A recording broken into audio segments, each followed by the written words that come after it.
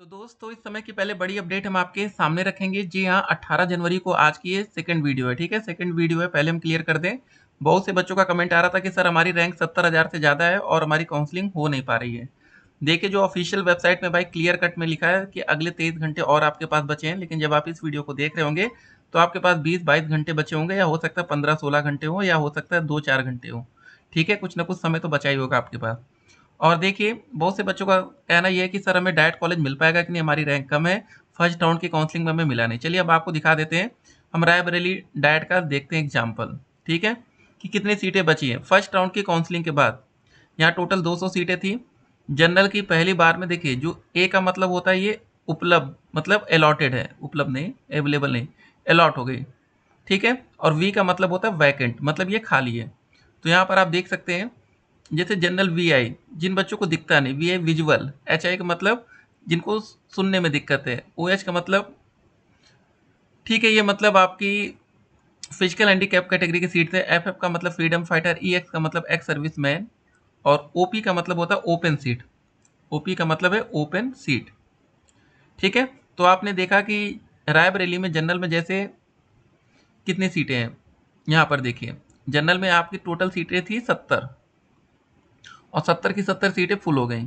Vacant यहाँ पर 0, पहले ही राउंड में फुल हो गई। लेकिन अब जो बच्चे जनरल कैटेगरी से हैं और ईडब्ल्यूएस का उन्होंने सर्टिफिकेट बनवा रखा है, ईडब्ल्यूओपी, मतलब ईडब्ल्यूएस कैटेगरी में जितनी भी सीटें थी 20 की 20 ये वैकेंट है, मतलब खाली है। तो भाई आप देख रहे हैं ना, तो अगर आपने आरक्षण वाला बनवा रखा है भैया, बहुत सीटें हैं।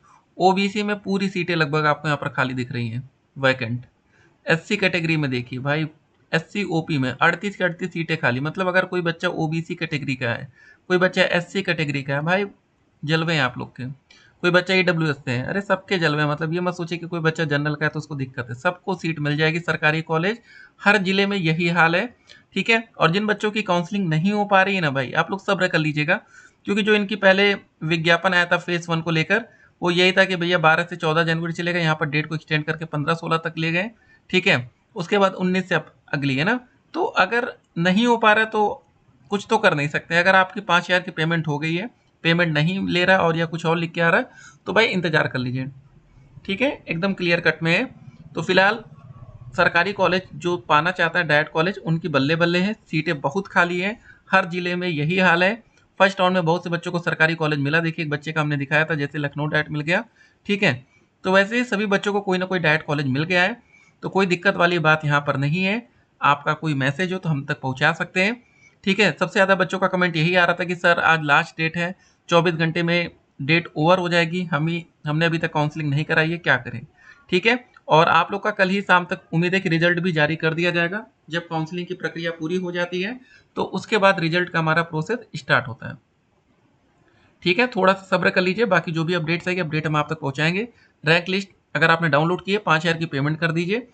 अब कुछ बच्चों का सवाल था कि सर हमने 5,000 की पेमेंट कर दी है, हमारी काउंसलिंग हो नहीं रही, हम क्या करें, हमारा पैसा डूबेगा तो नहीं? बिल्कुल नहीं डूबेगा।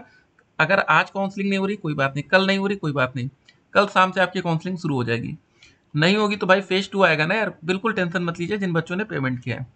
और जिन बच्चों ने नहीं किया, पेमेंट करिए, काउंसलिंग में पार्टिसिपेट करिए, सरकारी कॉलेज में दबा के सीटें खाली हैं। फिर मिलते हैं, स्टे कनेक्टेड, आपका दिन शुभ हो।